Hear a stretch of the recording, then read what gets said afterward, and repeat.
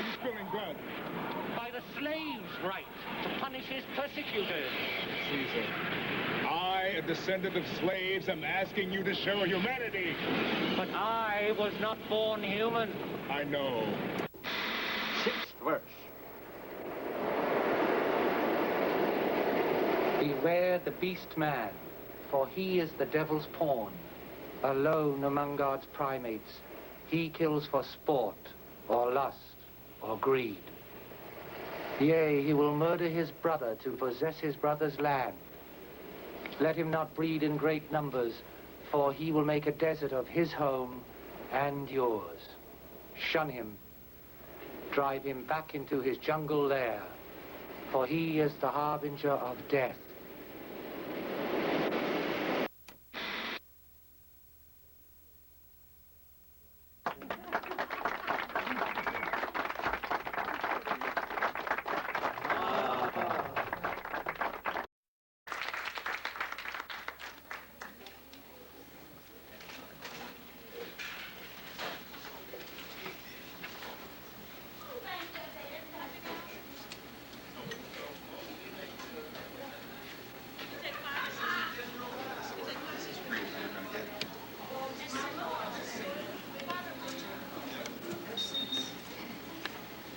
Good afternoon, brothers and sisters. I'm very grateful to be here. I thank in my nature for allowing me to come and speak to you this afternoon.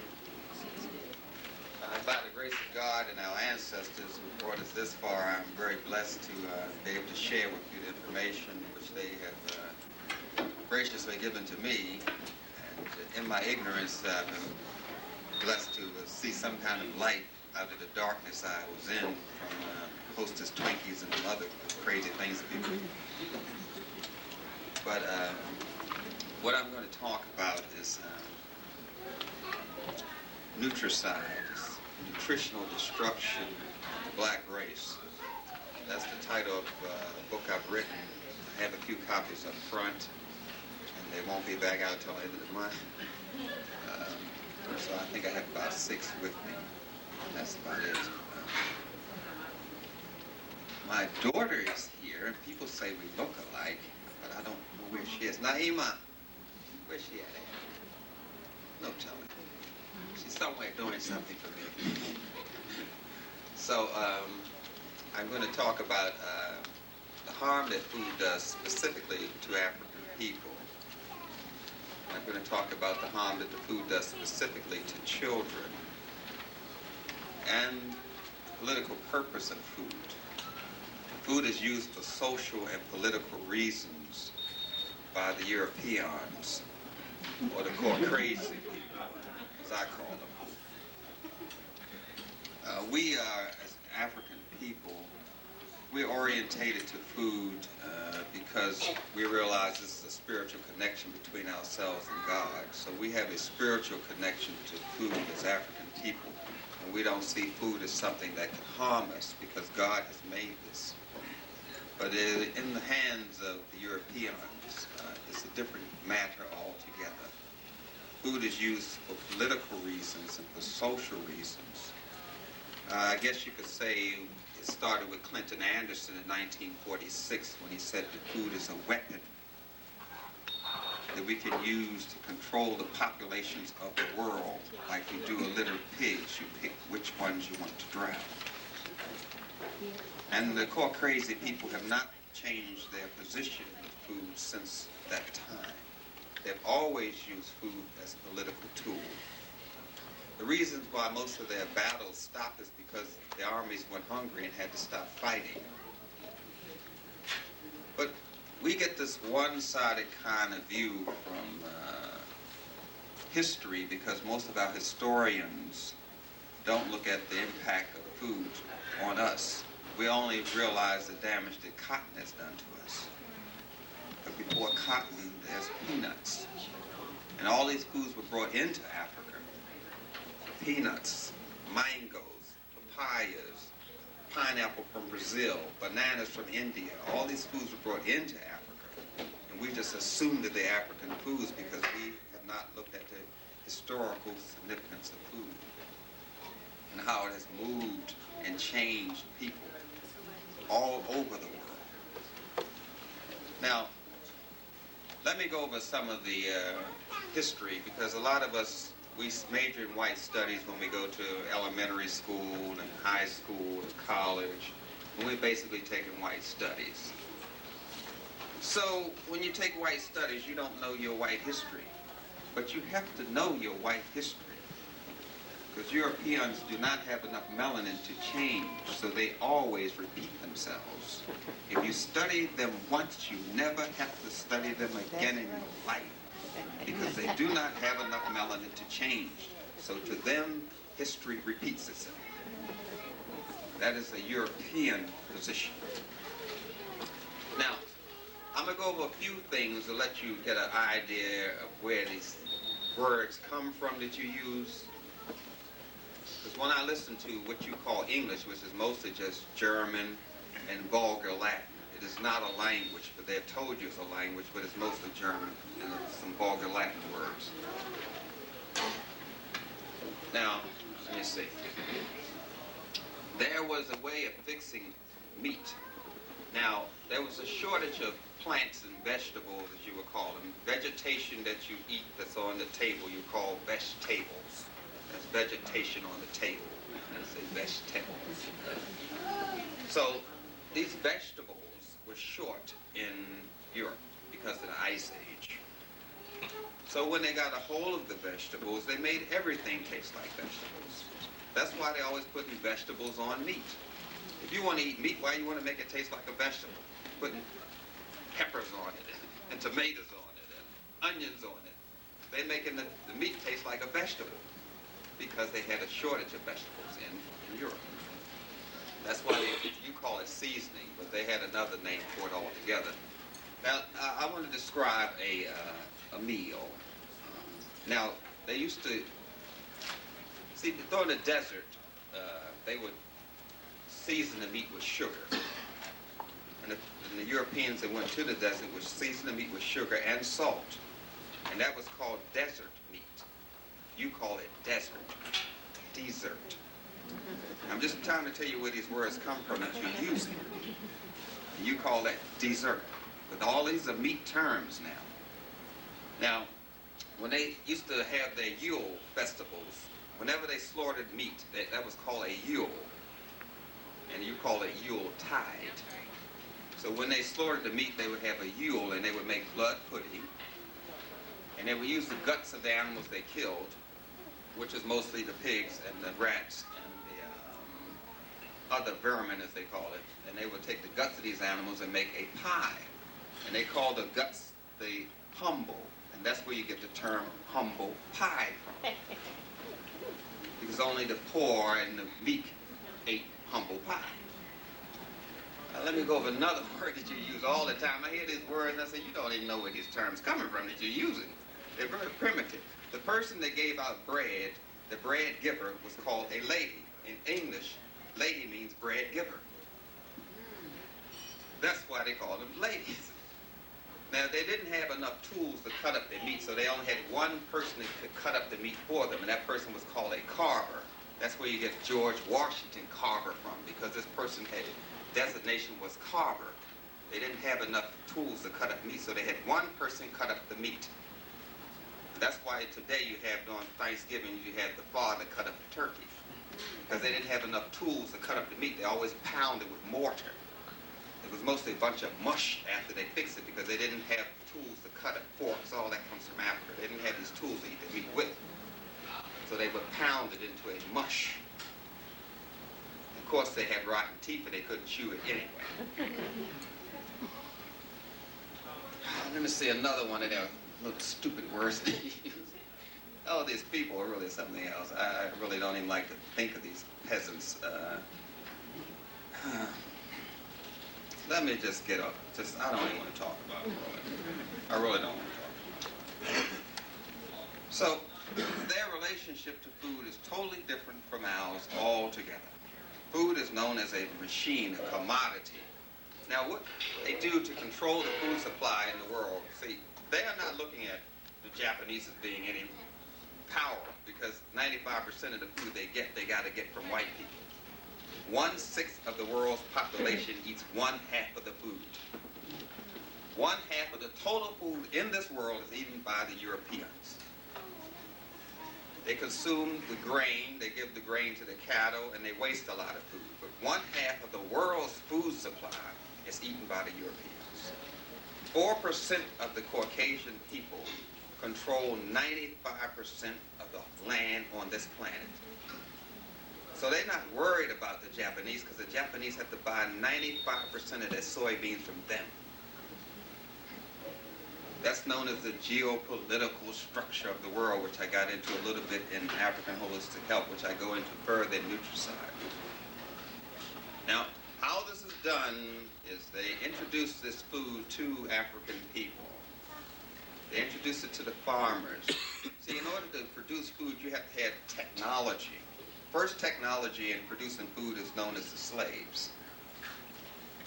We were their technology to produce this food, to produce the cotton, to produce the soybeans, to produce the peanuts. We are the technology to further that whole vegetation revolution that was started that you call the industrial age, which is mostly plant age, because that's plants cause them to be what they are today.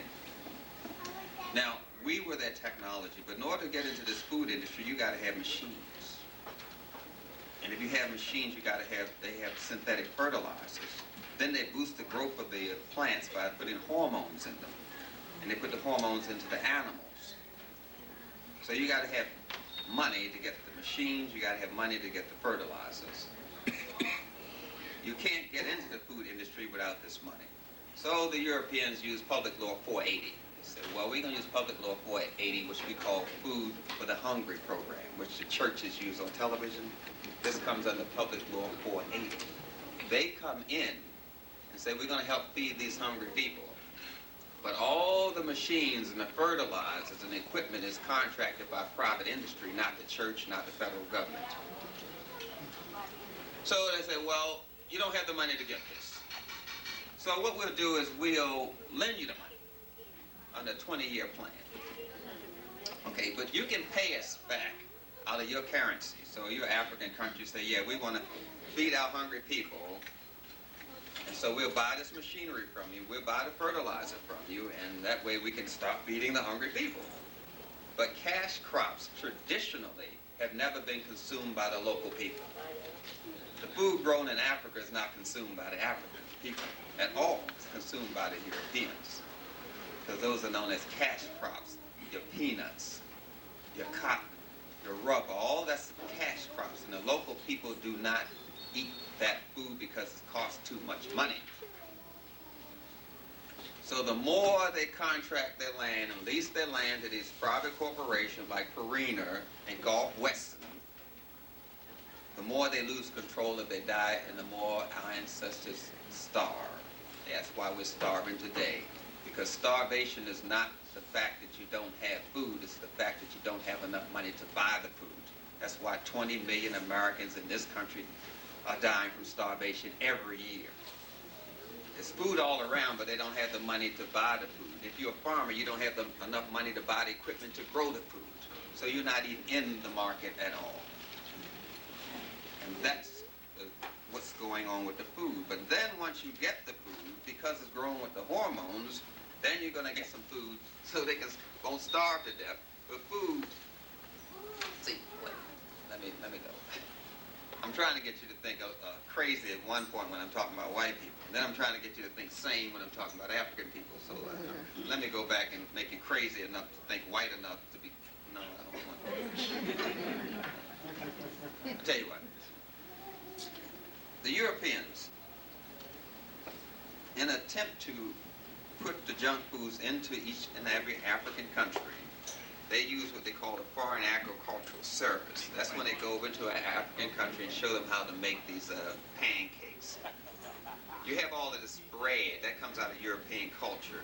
I know you're aware of this. They used to eat off the bread and make a flat bread. Let me go back. The reason why they use salt is because they used to preserve their meat in salt. Now, in order to get some of the salt out, the meat was dried and it was salted. So they would boil the meat to make it watery again and soft again. And when they boiled the meat, they would put their beans in the boiling, and then they put the bread in there too, the dough. They would dump it in there. This is how they fix their bread and their beans, and that's why they used to salt. That's why you eat salt, because they used to salt the meat to preserve it. But that was a big war fought over salt anyway. You remember during the so-called Civil War when they fought over the Buffalo Lick in Virginia? You all remember that? Okay. Let me go back. Now, the Europeans have divided your brain. Now, you know you got one whole brain. There's no separation between your left mind and your right mind.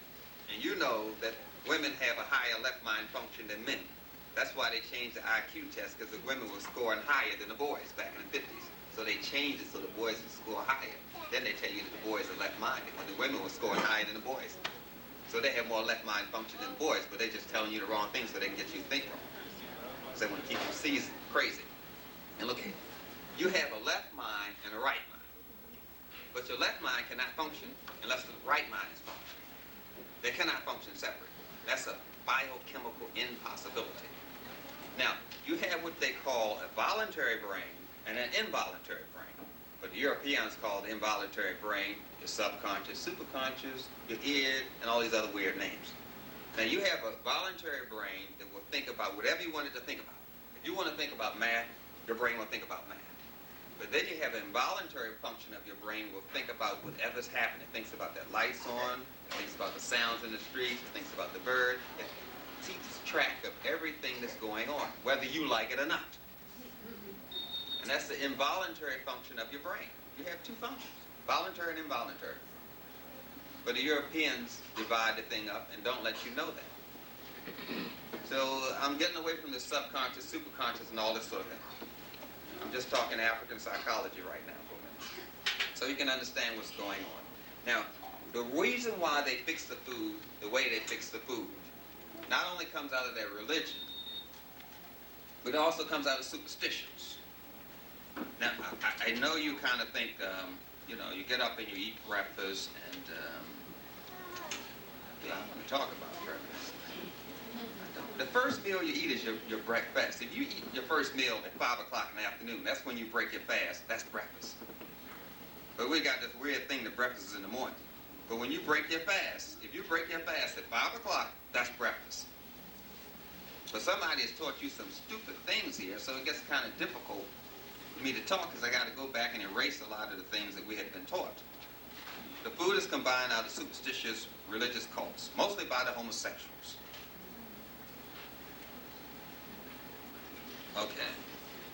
All right. What is he talking about? What planet did he come from? Okay. Look at here. Have you ever wondered why the Europeans are always looking at each other's behind? You realize that a lot of black men and women just go around looking at each other's behind all day. And none of them are selling toilet paper. So you kind of wonder what's going on here. So they usually eat the muscle, the largest muscle of the person. And the largest muscle of the person or the animal is the behind. That's why they eat pig's behind and call it ham, that sort of thing, and put pineapple on it. Because they're trying to regenerate that muscle, and that represents regrowth and regeneration. So you put the fruit on the behind to represent regeneration. If you want to regenerate your higher thinking, you put the fruit in the pig's mouth. That's why they put apple in the pig's mouth. That comes out of their superstitions. So we kind of follow them when we eat. But I'm just trying to say your first meal that you eat is when you break your fast, so that's breakfast. But the thing is, we combining this breakfast wrong anyway, and that's another thing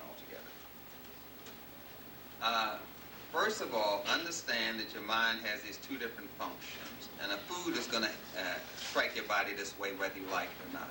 A food is either going to be female or male, which we call the Isis principle or the Osiris principle. For those people into the nervous system, it's going to be the sympathetic nervous system, we call it Osiris, or the parasympathetic nervous system, which we call Isis. And if you're into the hormone thing, then you know that melatonin is Isis and serotonin is Osiris. Because everything's going to break down on this level like that. you're going to know that calcium is a stimulant and magnesium is a carminative. So calcium is Osiris, magnesium is Isis. All the vitamins and minerals break down this way. Male and female, parasympathetic, sympathetic nervous stimulators. And people that create this food know that. That's why they always keep us on a sympathetic drive. They don't want us to use the female principle. There's a female principle in the male principle, there's a female principle in the female principle. Our ancestors always knew that. That's why an African family structure is structured that way. Like you would have a mother, let's say father, you have a mother, father. Because like myself, my mother and my father, everyone on my father's side is my father. My father's sister is my father's sister. She takes on the responsibility of my father because she's on the father's side. And my mother's brother is my mother, aunt, uncle, because he takes on the responsibility of my mother. And that's how our families were divided. We didn't have these cousins and all that. That's European foolishness. Everybody was brothers and sisters, and you come in a divine kinship kind of relationship. And so our vitamins and minerals are broken down that way. That's what I'm trying to say. In the African system, our vitamins and minerals are broken down under family structure. Our hormones come under family structure. And so once you know the family structure, you know all structures. So all you have to know is the family. And the only way to know your family is to be attached to your mother, and the only way to be attached to your mother is to be breastfed. Because once you're attached to your mother attaches you to your culture. And once you have that attachment, then everything else is defined for you. Because you only see through the eyes of your culture. You cannot see unless you have your culture to give you the vision to see. Because that's how you learn how to hear. That's how you learn how to eat. And so I'm trying to tell you that the Europeans, through their culture, define how these foods are. And through that culture, these foods are defined by superstitions. And through their culture, that's how we get orientated to food. And that's why we get constipated. That's why we have so many digestive organ diseases. And that's why we have dysfunctional families, we have homosexuals, we have all these things because we're seeing our life through their eyes. And we're seeing the food through their eyes. And we're seeing history through their eyes, which is very bad. So what I'm trying to do is go back a little bit to take you forward. Because every time I hear something, someone comes and asks me something about, have you heard about, what they asked me last year, shark cartilage? I said, yeah. Have you heard about shark cartilage? Shark cartilage can get rid of this and get rid of that. But I said, should I look into this stuff or should I look backwards? Because if I'm talking about a European, I might as well look back rather than look forward. So I just looked backwards and I found out where they were using it before. Because it used to be strigo when they used it before. They used to use strigo to season things. That was a whale's intestines. They would let it ferment and rot. And they'd take that pus from that and use that to season their meat. It was a delicacy. I mean, why are you looking like that? You don't know what good food is. Look.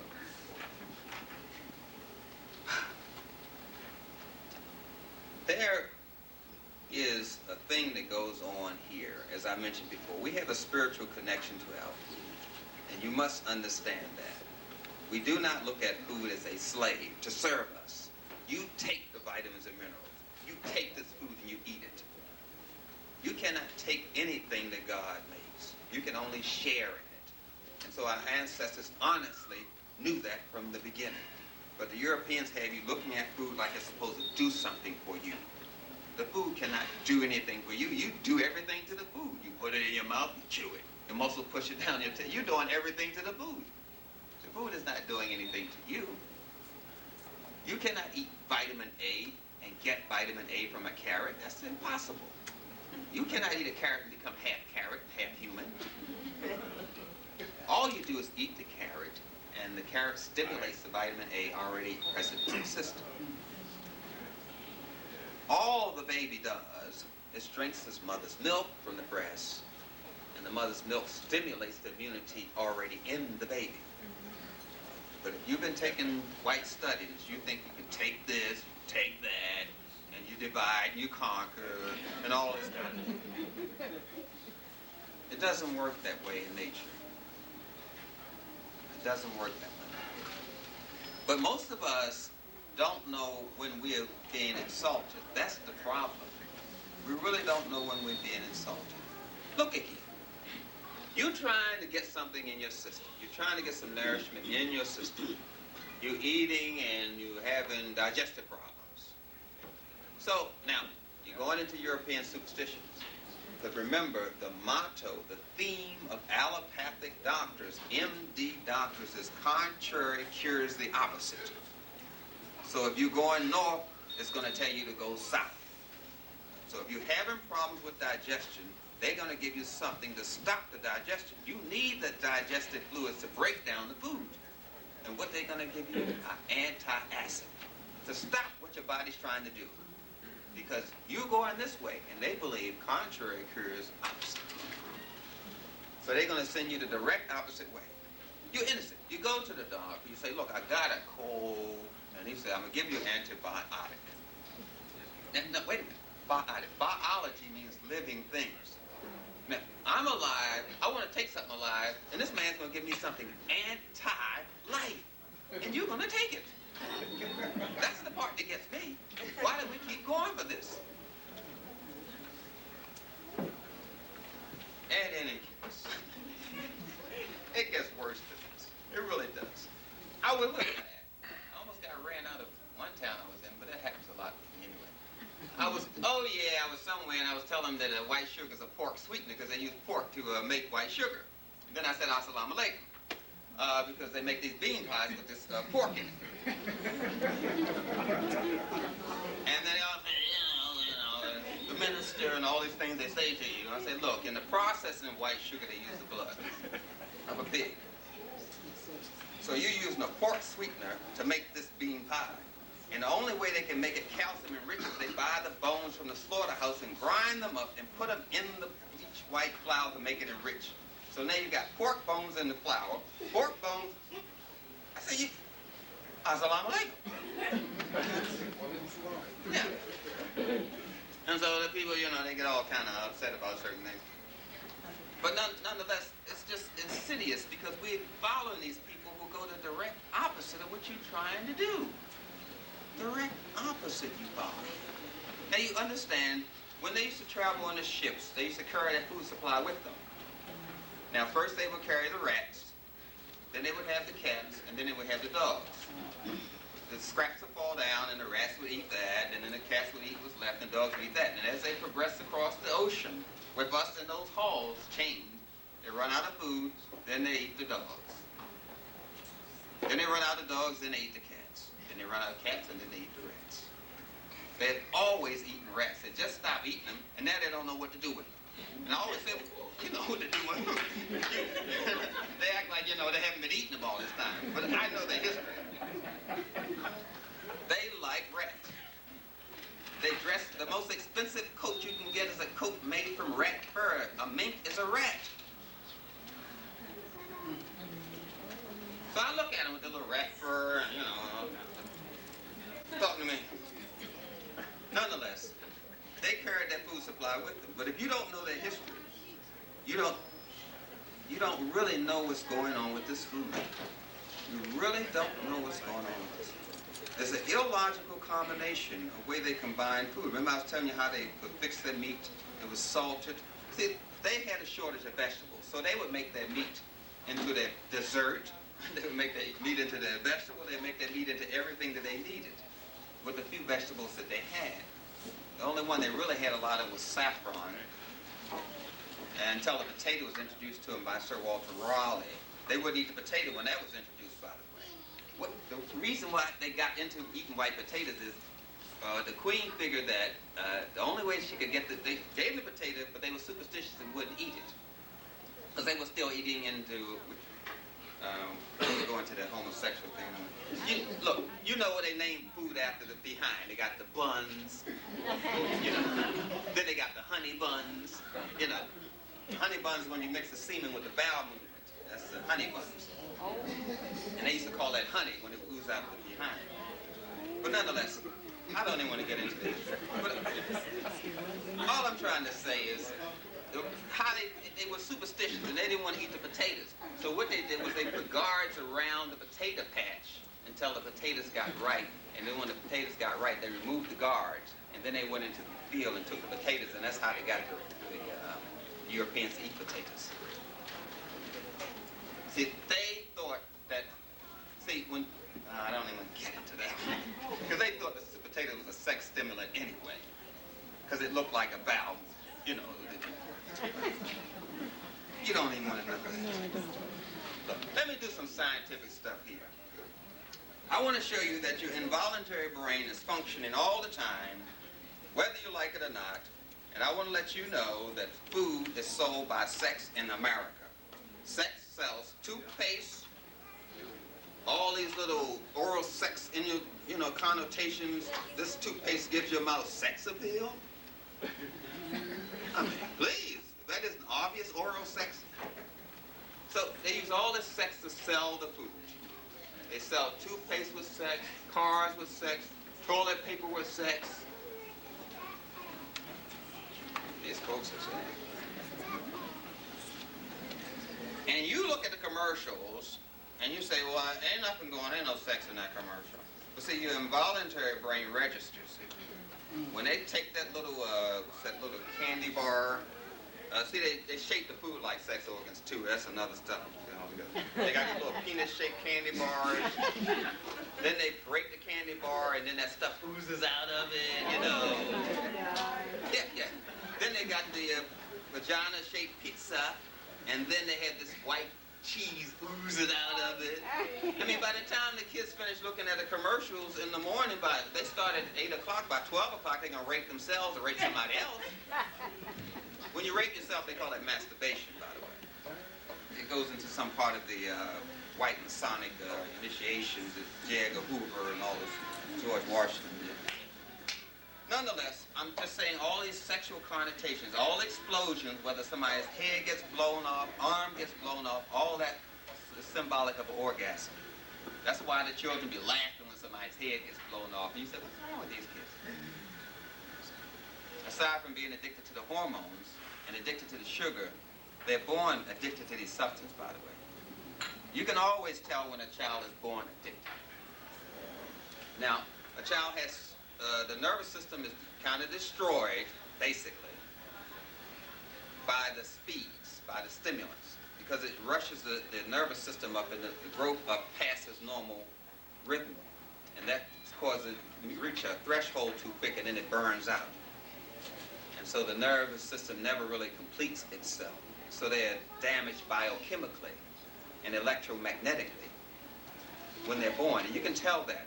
See, if you go to pick up a baby these days, and you pick up the baby too fast, and they stiff their legs, that's known as the defense reaction of the child.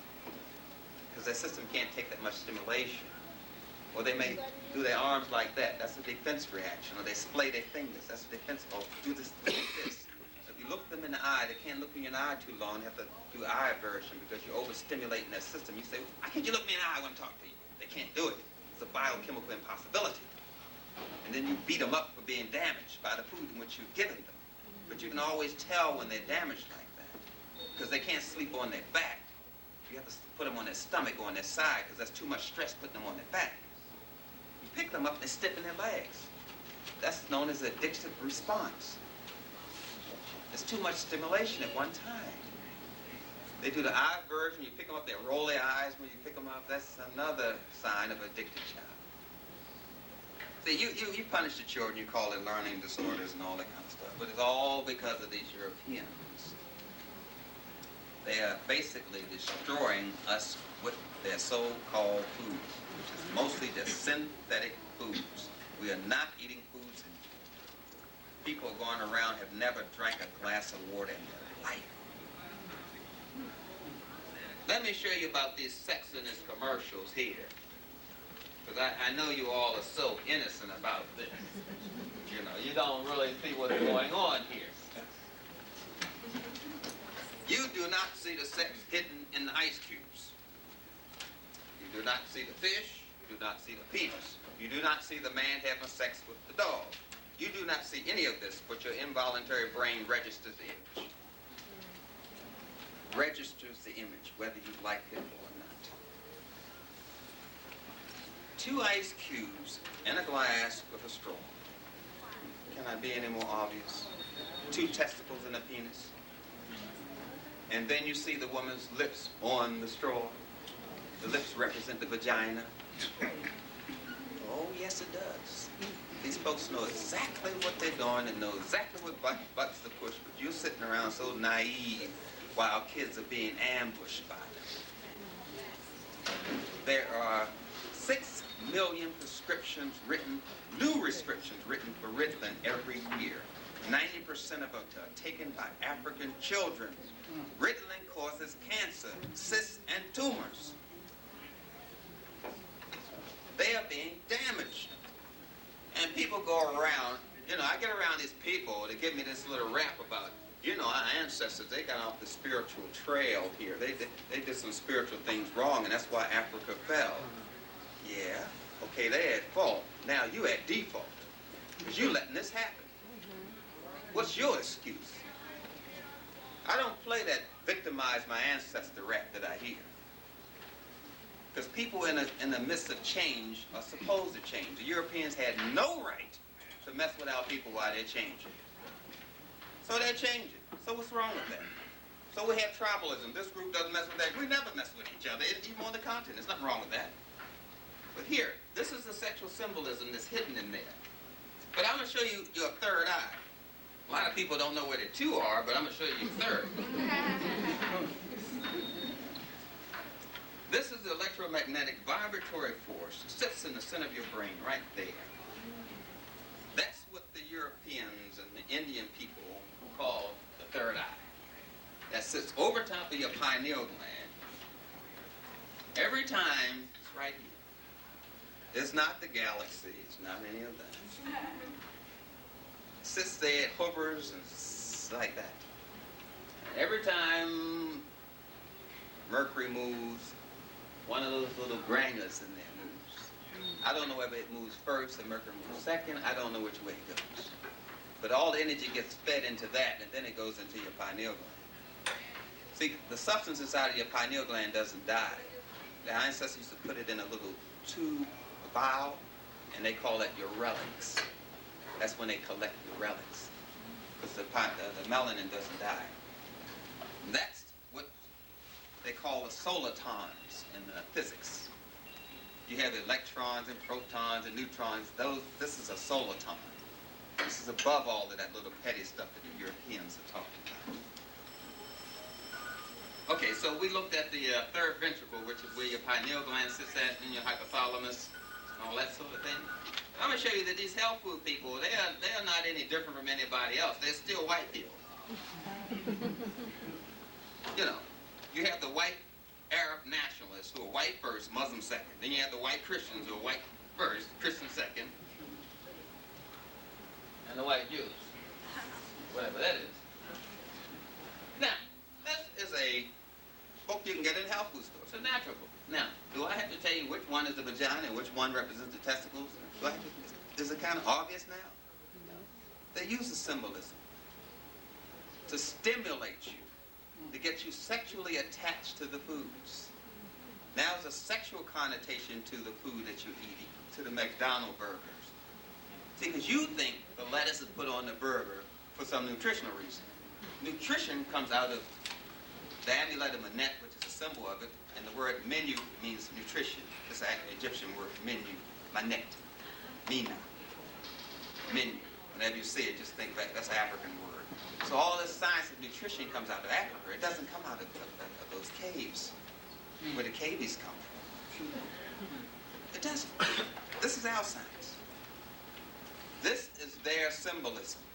So they orientate us with their symbolism so we can become sexually attached to the food. So the children become chemically attached to the food, biochemically addicted to the food, and sexually addicted to the food. And now they're addicted to the music. The music causes addiction to the food. The music feeds into what we call the limbic system.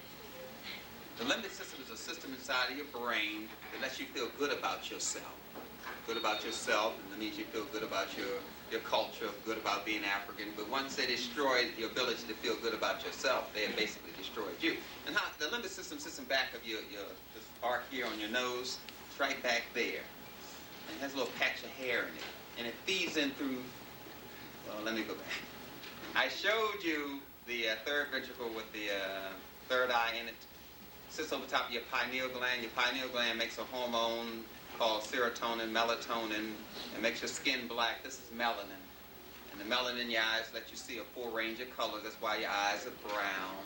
Europeans don't have melanin in the eyes, so you look in their eyes and you see the veins, and the veins are blue and gray, and that's why their eyes are that color. You're looking at their veins.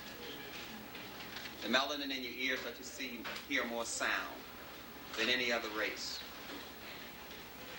All this melanin is in your nervous system. It causes you to transmit, store information more than any other race. If you want to see how to design a computer, you look at the melanin chips because they crystallize different from any other form in your body. See, the only science there really is melanin. The only thing you can really study is melanin.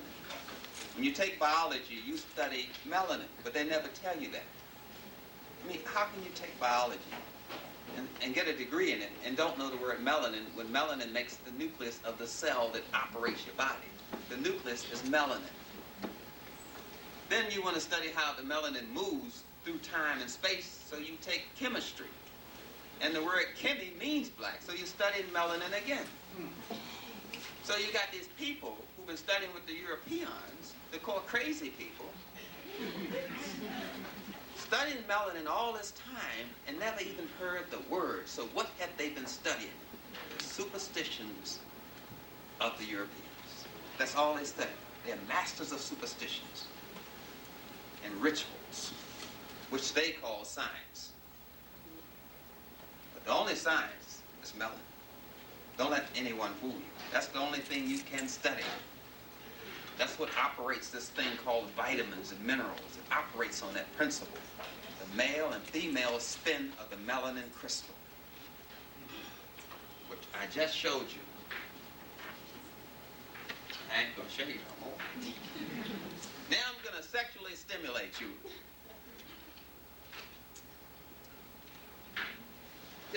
You just don't get it. The kids get it, but you're not getting it. You don't see the penis in the vagina, which is the spoon. You don't see that. You don't get it. You don't see the... Have you ever wondered why they always have these designs in the white girl's fur? All this kind of hidden symbolism in their hair design, all those animals, bestiality, sexual... Okay, let me go back.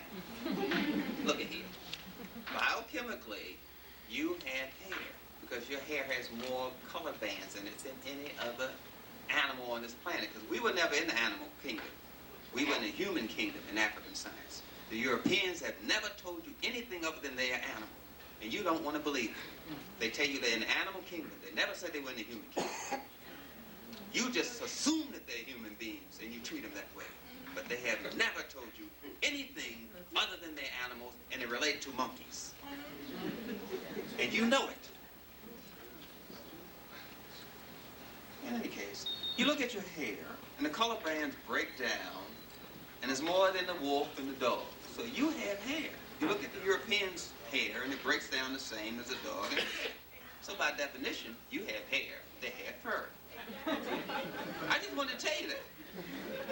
Because you look at me like, what are you talking about? I'm talking about, you know, I know when I'm talking about animals and when I'm talking about human beings.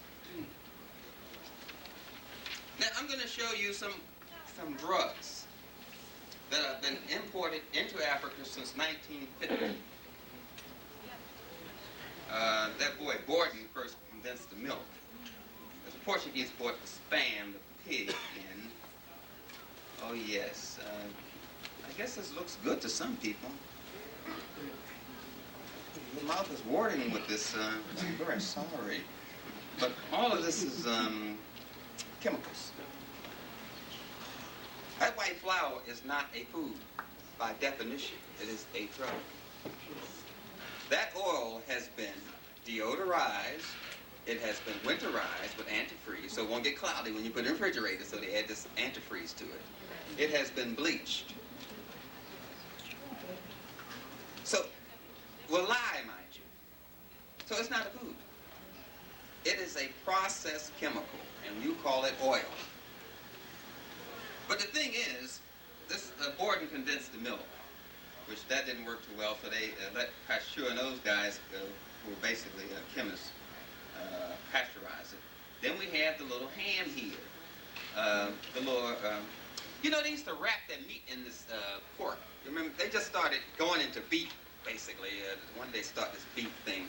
Around 1870 they started, and then around 1920 the Europeans really got into beef. Before that they were into pig, because it takes 7 pounds of vegetable protein to make 1 pound of pork protein, 20 pounds of vegetable protein to make 1 pound of beef protein, so it's cheaper to make pork than to make beef. So they basically stayed with the pork. But the worms that are in the pork and the worms that are in the beef, you can't kill them with heat, so the worms just kind of like pass out through your skin and give you little white heads and black heads. I mean, if I was going to get a head, it'd be black head, because I'm racist. But a lot of black people got these white heads on them and everything. And all this basically is just worms coming out of the skin from these chemicals they use. But see, they used to wrap the meat in. You remember when at the amphitheaters in Rome and Greece, they had what they called, the emperor would give them a sportula. The sportula is like a basket, and this, well, you call it sport. That's where the word sport comes from. It's a basket of meat. Sportula, you used to call it. And they would go there for sport. And the Greeks said, I'm going for sport. And they would go into the amphitheater arenas, or gymnasiums, as you call them, for sport. And that's where you get the word sport. It's the designation for a meat that's wrapped like a sheet, and you wrap the meat inside of it. And they used to carry a biscuit with them. Biscuit is a French word for baked twice.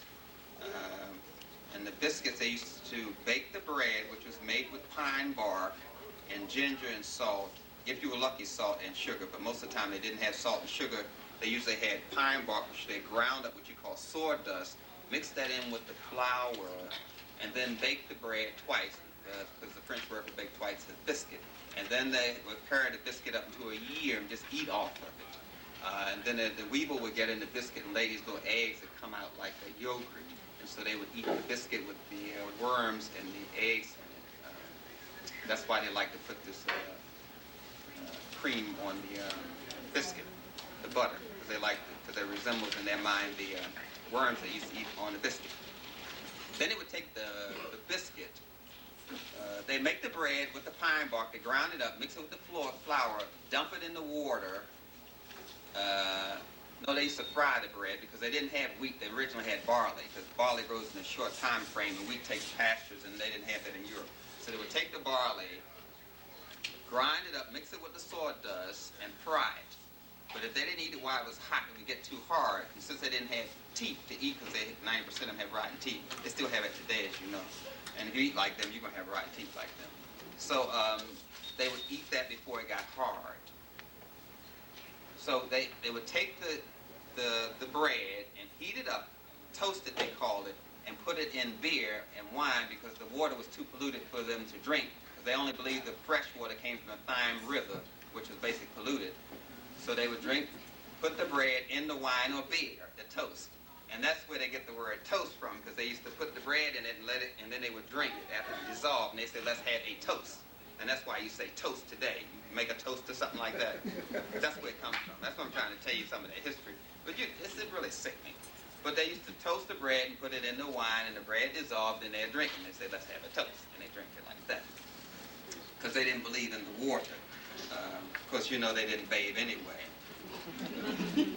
You know King Henry VII didn't bathe. The Europeans didn't believe. They used to take grease baths. You remember that? They never changed the underwear their entire life. They would take a bath but leave the drawers on. And then they rub the grease on the underwear to protect them from insects and mosquitoes. That's where you get this thing called oilcloth from. They used to rub the grease on the cloth and use that. Before they had these plastic tablecloths, they had oilcloths. And it used to be grease cloths. And they used to rub the animal grease on the cloth and eat on top of that. You don't remember that? Do you know why they seasoned that food? They trying to imitate this taste because they didn't have bottles. they used to use the skin of the dogs and the cats to put their liquids in. And they put grease all around it, and the grease would get rotten and leak into their food. And so to imitate that taste, they came up with this A1 sauce and all these sauces that you put on there because they're used to the rotten taste. And it comes from the way they used to store their food. Can I ask you a question? Yeah. How you get all your knowledge about what they did? You can get all my knowledge about what they did. You can read it in a book, if you like. Why don't you get Susan George's book, How the Other Half Dies. White girl, racist, but she wrote it. Or you can get R.R. Ritchie's book, Food and Civilization. Get it at the library. Do not buy these books. It's a waste of time. Food and Civilization by R.R. Ritchie. Or you can get Susan George's book, How the Other Half Dies. But I, for one, do not recommend that you get any of their books. Waste of time. This picture is sexually stimulating because toys are sold by sex in this country. You just don't get it. I'm not even going to explain it. There are some children in the room. You're not getting it. You ever wonder why people go on these diets and can't even stick to them? Oh, let me show you. It's because they have an eating disorder. An eating disorder is maintained by the health food industry and by the junk food industry. People are chewing all the time. People are chewing all the time. And they want you to chew all the time because every time you put something in their mouth, in your mouth, you're putting some money in their pocket. So they want you to chew all the time. Chew some chewing gum, chew some cake, chew some candy. Put something in your mouth, take the money out your pocket and put it in their pocket. So they maintain an eating disorder, which you call eating a snack. No animals eat a snack. You have never seen a lion eat a deer and stop off and eat some chips.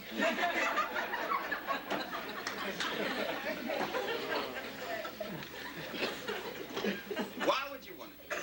You just ate a watermelon. Why would you stop and drink a soda? You just ate some papaya or some mango. Why would you stop and drink some soda? You've eaten a full meal. The snack thing is another word for eating disorder, which is maintained in this country. Because the chemicals in the food are addicting, the nitrates, the salt, and the hormones. They are chemicals, these synthetic chemicals, all of them are addictive. And the only way a chemical can work is by destroying the melanin. The key to this thing is the melanin. You don't know anything else, you've got to know that one. The only way a drug can work is by attacking the melanin. That's how Prozac works, it inhibits melanin reuptake. This is how these drugs work. They have to destroy your ability to be black. That's what I'm trying to say. Or they're not a drug at all. Now, an eating disorder is a person who is not aware, they distort their body image. You know, like a person, say, I really wear size 7, but a 9 feels so good. Because they squeeze in their foot in these small shoes. They put on clothes that are too small because they think they're small, but they're not. Because they have a distorted idea of their body. They talk about their body like it's a car or something of that sort. Because they have this relationship, they have bonded, but they never bonded with their mother, which forces them to bond with the European culture. They don't bond with their own culture, so they don't see food the way the African sees food anymore. People talk about food like it's a relative. Have you seen the Bigfoot? Did you bring Bigfoot with you? Where's the Bigfoot gonna sit? We're gonna put the Bigfoot over here. Yeah. Call up, make sure she fixed Bigfoot all right. You know, they be calling up each other about this food. And making sure the food has a nice place at the table. I said, what's going on here? And you can absolutely get hurt with people who are jonesing on their food. When they're crashing off their sugar, they get agitated and irritable. I mean, I'm very cautious around my own brother because he almost forked me to death. I'm telling you, I was reaching for a biscuit before he could reach for it, and he went down with the fork. I was scared, but you know. But now when I talk to him, I say, "How you doing? You want to stop off at McDoo-Doo? Get something? I know he needs his Jones." And he goes to McDoo-Doo and the Belching King or Burping King, whatever you call him, and the Dairy Queer. He goes to them places. So they have a distorted image of their body. They have no sense of their body's boundaries. They are depressed. See, they medicate themselves with food. When they get happy to eat, when they get depressed to eat, when they get worried to eat. They medicate themselves with food because they have an eating disorder. And the junk food industry maintains that. And the health food industry maintains that. They want you to take the money out of your pocket and put it in their pocket. And they have people chemically addicted to these foods. So, look, they don't know when they're hungry. They just eat. I know people got food in their car, in the glove compartment, food in their desk, food in their pocket, food in their, handbag. Some people have food in the bathroom. I'm not kidding. I've seen people sit down, go in the bathroom, and eat a candy bar sitting on the toilet. Really? People are so constipated because they never give the food a chance to leave their stomach or their small intestines. So the food is just backing up, and they're getting constipated, and their breath smells, and then they try to, make their mouth drunk with some mouthwash. The mouthwash doesn't stop the bad breath. It's just when you move around, the food starts moving down, and that stops the bad breath. So the person's constipated, their breath stings, then they coat their tongue with this plaque because the bowel movement is just caking up in their body and ends up with that white stuff on your teeth. And then they brush it 1 inch of white stuff off, leaving 35 feet of it in their body. Smart. So they constipated. The constipation come out of their skin and they call it dandruff. Come out of their pores of their skin and they call it bumps, pimples. Then it backs up into their eyes and they call it glaucoma, cataracts. Then the mucus tries to throw out of their system because they don't realize that they catch the cold the minute they drink the soda. And when you start coughing and your nose is running, that's when you're getting rid of the cold. See, we've been trained by some backwards, primitive cave people who are still attached to the ice age. That's why they eat them ice cubes all the time, watching the ice skating and all that kind of ice stuff. They're still in the ice age, and you don't get it. Oh, let me tell you something. Now, the person's all constipated, they have a bowel movement. Instead of it floating, the thing sinks and flushes the toilet on its own. They got to go into the bathroom with an Essence, last year's, and read up to this month. Jet, Ebony, a VCR, all of this stuff. It's going to take them a while to get some of this crap out. People leave the house. Something died in there, they say. Something died in there when they have a bowel movement. Anyway, I'm not even going to talk about it. Anyway, they don't have a sense of when they're hungry because they're constantly eating, constantly feeding their addiction. They go through the whole day. I say, have you drank any water? Oh, don't even know when they're thirsty. Now, that is someone not attached to their own body. That is a spiritual kind of disease. Someone is doing some spiritual warfare on you. Designing food to look like vaginas and things with their little Cheerios. Look, they put less than 10 cents worth of sugar to coat this cereal, and then they charge you $250 a pound to buy the same sugar. That's the markup. That is the markup. Do you realize that you can buy half a bushel of corn for $3? And then you go to the store and buy some box of cornflakes that's a half of an ear of corn. And you're paying all this money for it. You're buying a 30 cents worth of corn and you're paying $250 a pound for it. It's a tremendous markup. How can you ask these white boys and these white girls to give this up? They got you eating jelly sandwiches. I mean, I'm educated. Jelly sandwiches. No, they got you eating them jelly sandwiches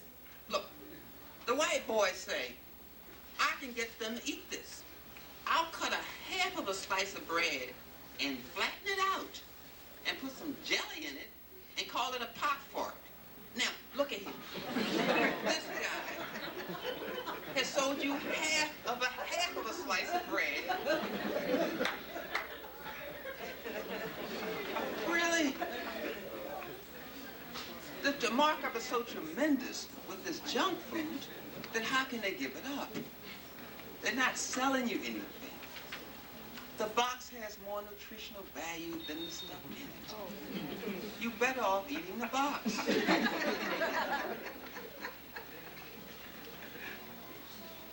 But nonetheless, they put the chemicals in the food. Now, you can really get off of these addictions now. There's a regimen for it, you know, that sort of thing. It's basically the same kind of regimen. When I'm dealing with addictions, it's always the same because I have to unblock the nerve endings because the nerve endings get blocked by THQs.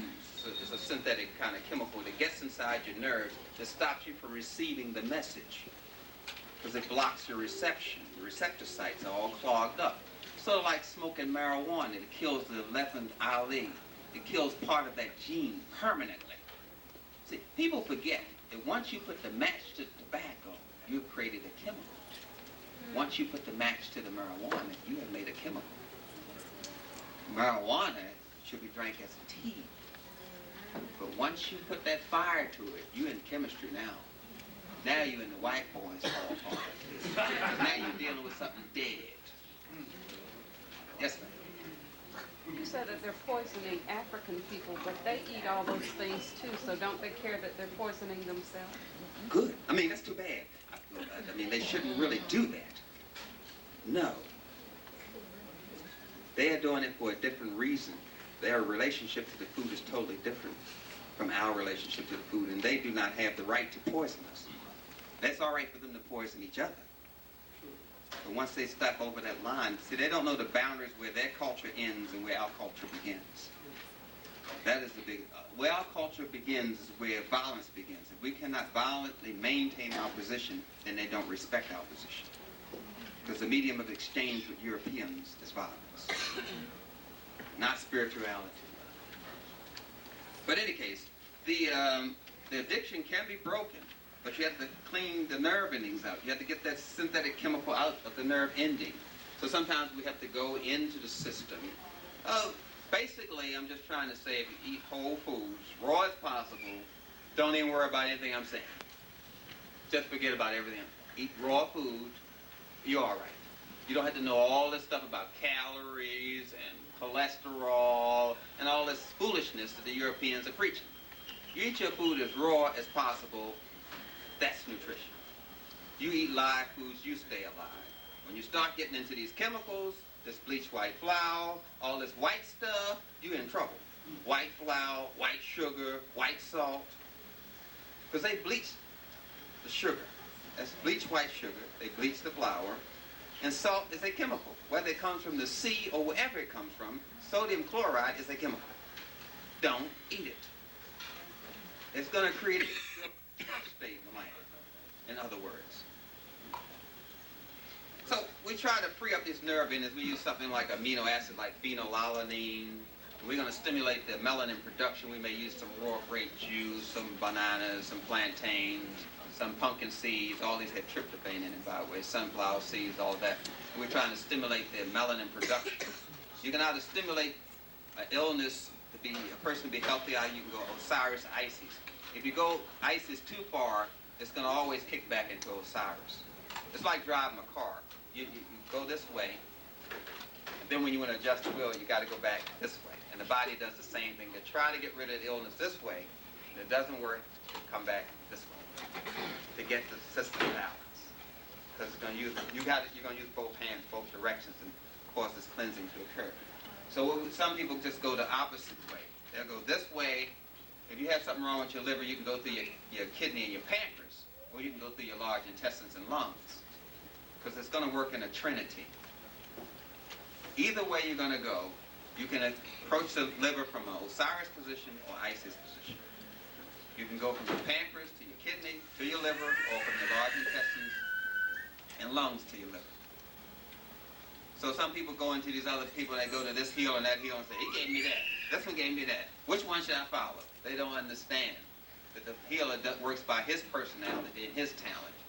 So you were comparing Anita Baker with the Whitney Houston, or whatever. Whitney Houston. Yeah, I mean, they both have talents. I mean, what's going on here? I don't like one or you like the other. So there's no need of comparing. Are both of those ladies still straightening their hair? I don't remember.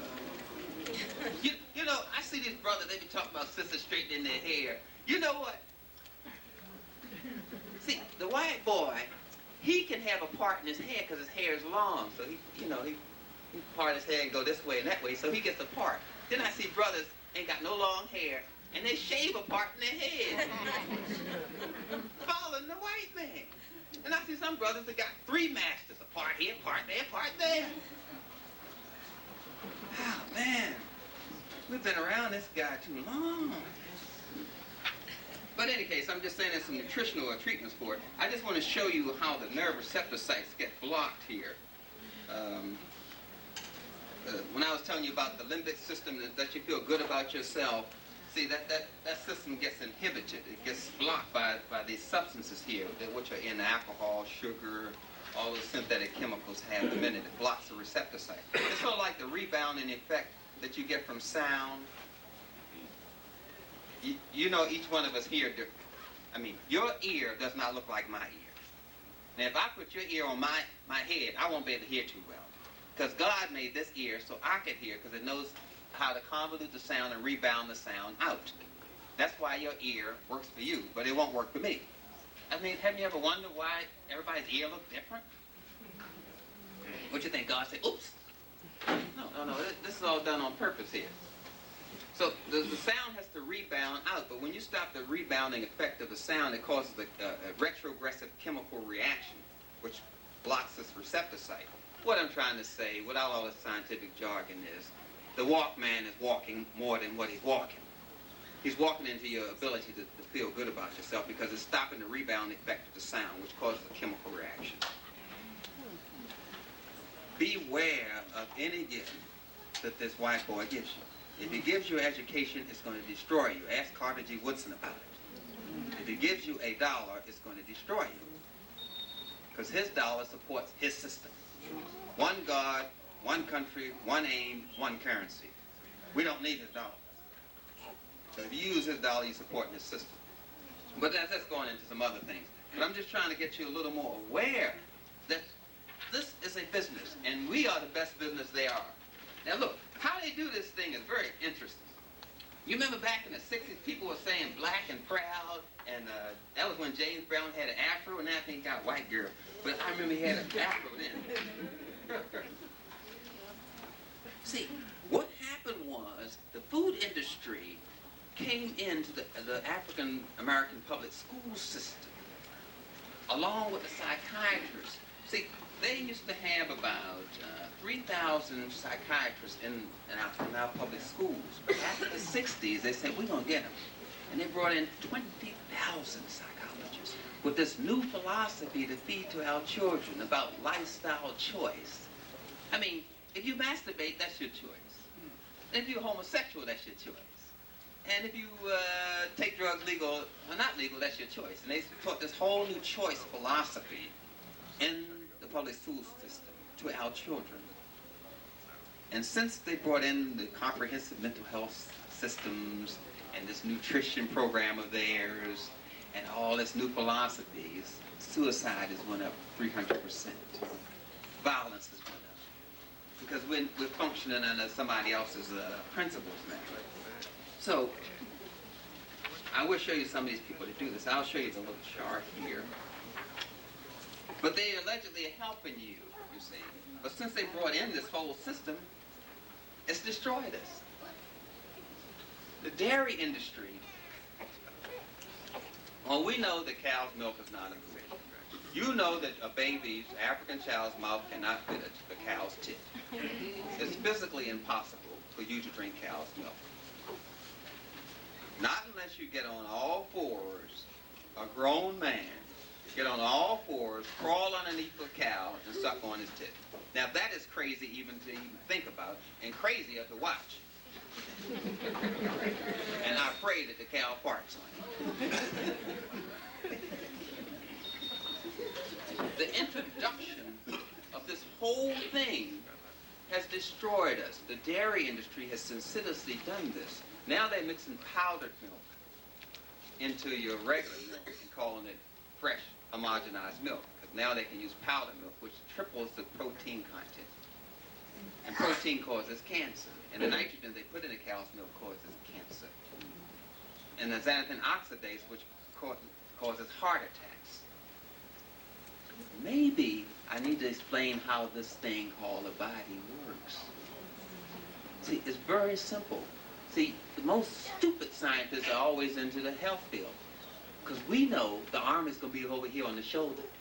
Once you learn it, you got it. No problem. You go into some other field, you got to keep learning stuff over and over again. I said, well, they got two eyes. It's more likely going to be on the face. I mean, after you learn these things, that's it. So I went into something that was kind of easy for me. So you know that if you're healthy and you're eating, certain things don't go together. Now, God puts certain things together. And then you go around, you're going to put certain things. No, Have you ever seen fish and cows together? White boy, he put fish liver oil in milk. He calls it vitamin D enriched milk. Don't go together. That's causing some problems right there. Now, white boy, he wanted to make the foam.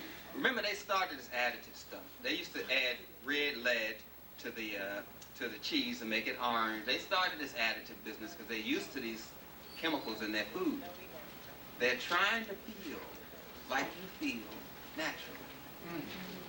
See, there's theobromine in chocolate. 3 drugs in chocolate. They didn't used to let white women eat chocolate because they thought that would make them too sexually aroused. See, there are drugs in chocolate. They're trying to stimulate the system. There are drugs in coffee, drugs in alcohol. They're trying to stimulate their system to make themselves feel like you feel naturally. And then you imitate them imitating you. It's crazy. Nonetheless, we're getting into this whole way of our body. It's a very simple process. You eat your food. You don't put things together. They don't go together. God didn't put that. Look, black people in Afrika, white people up there. So maybe we don't belong there. I don't know. We weren't put together. Right? So maybe we don't belong together. But nonetheless, you say, wait a minute. Have I ever seen a can of Crisco growing beside potatoes? Let me see. So French fries is an illogical combination. Because you're going to put the potato in the oil and fry it, and then the digestive enzymes can't get to the potato to break it down so you can get the nutrients from it. Because you put oil around your food to stop your body from breaking it down. You put oil in the collard greens. You know how people just put the ham hock in the collard green, cook it for 3 days.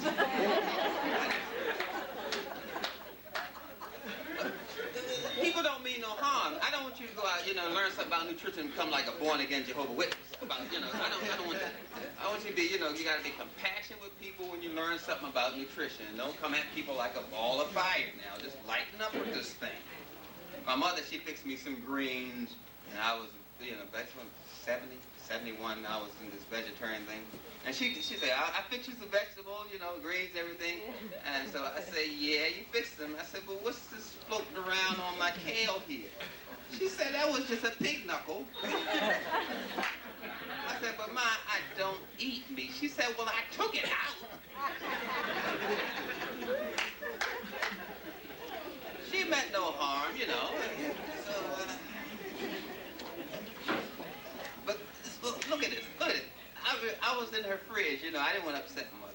She had this white boy's arm in the refrigerator, so right away I got upset at that. So I said, Ma, what you doing with this Arm & Hammer baking soda in your refrigerator? She said, this is deodorant. I said, Ma, baking soda is a salt. When has salt been a deodorant? She said, they said it collects fumes. I said, Ma, this is salt. The white boy got you scared of the hammer on the box or something? You think the white boy gonna hit you? You know, I just let it go. I said, okay, Ma, I'll get you another white boy to go with that white boy. But, you know, I didn't argue with my mother because she still thinks she got a good that hook, you know, that kind of thing. But no. People doing some weird things because you have to know about the body. You know that when you eat your food, you don't want to eat things that don't go together. You don't want to do that. You have never seen a grown bull drinking milk. Remember I was telling you about the hamburger that McDoo-Doo makes? Now, they put this lettuce on the burger, not for nutritional reasons.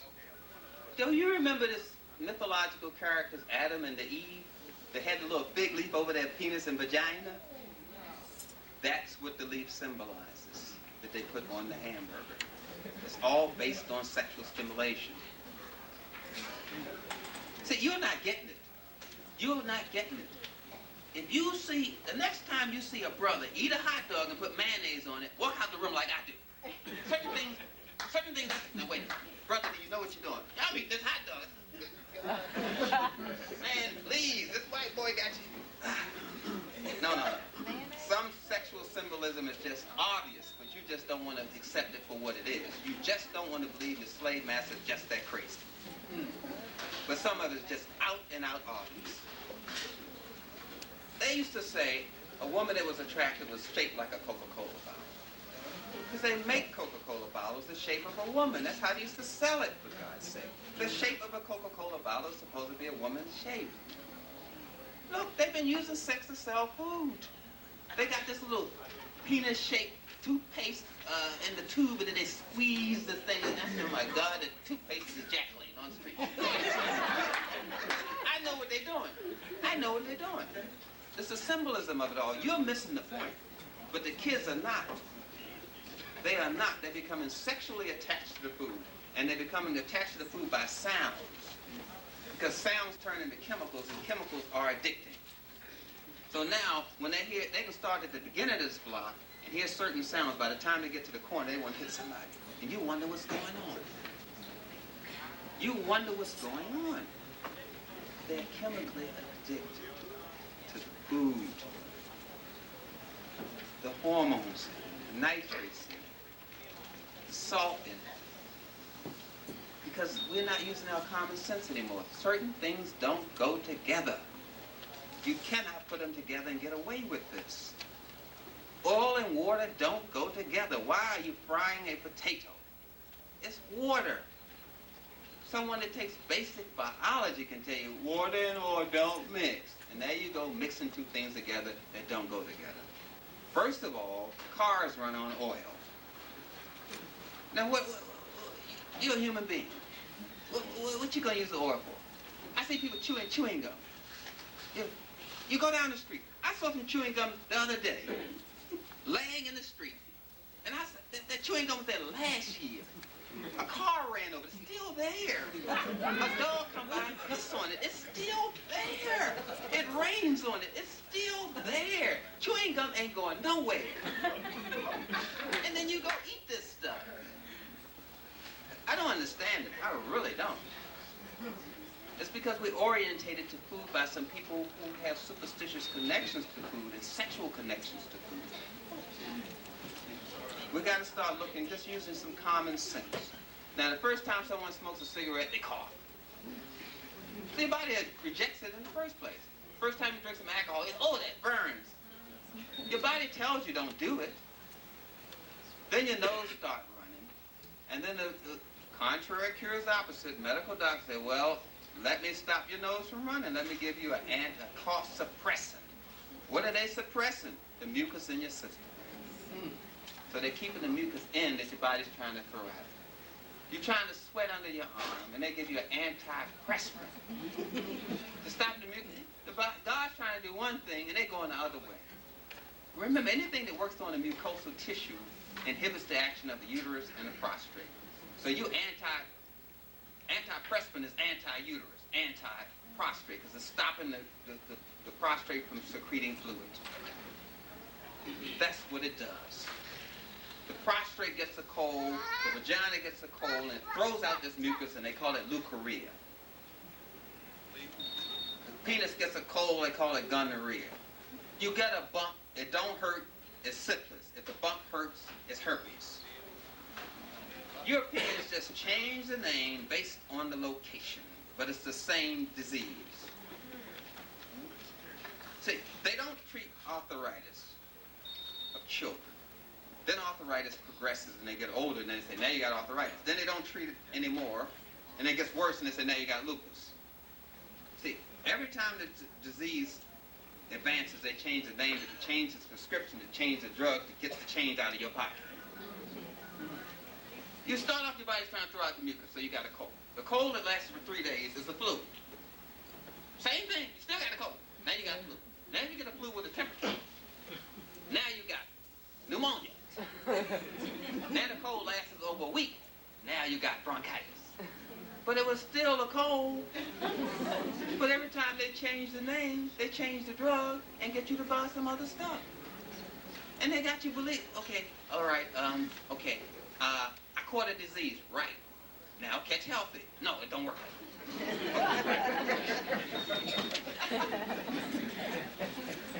that. See, they come along with these weird things, and people be asking me things, I'm saying, now what degree of ignorance am I going to answer to this question? Okay, you got AIDS, right.